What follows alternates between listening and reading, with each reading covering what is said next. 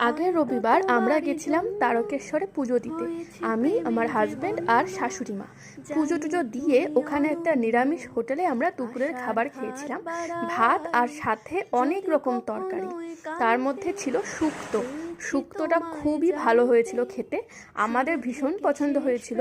আর আমার বর তো ওই খেয়ে এসে তারপর থেকে শুক্তো খাবো বলে লাফালাফি করছে। তাই এই রবিবার তিনি সকাল সকাল ঘুম থেকে উঠে বাজারে গেছেন অনেক রকম সবজি কিনে এনে শুক্তো খাবে। প্রথমে ভাবলাম হয়তো শাশুড়িমা রান্না করবে, তো শাশুড়িমা বললো আমি আগে শুক্তো রান্না করতাম কিন্তু খুব একটা টেস্ট হয় না খেতে। তাই আমি ভাবলাম তাহলে আমিই করি, প্রথম চেষ্টা করে দেখি। হ্যাঁ, প্রথমই বটে, জীবনে কোনোদিনও কোনো রিহার্সাল ছাড়াই আমি একেবারে লাফ দিয়ে শুক্তো রাঁধতে বসে গেছি, তাও আবার শ্বশুর বাড়িতে এসে।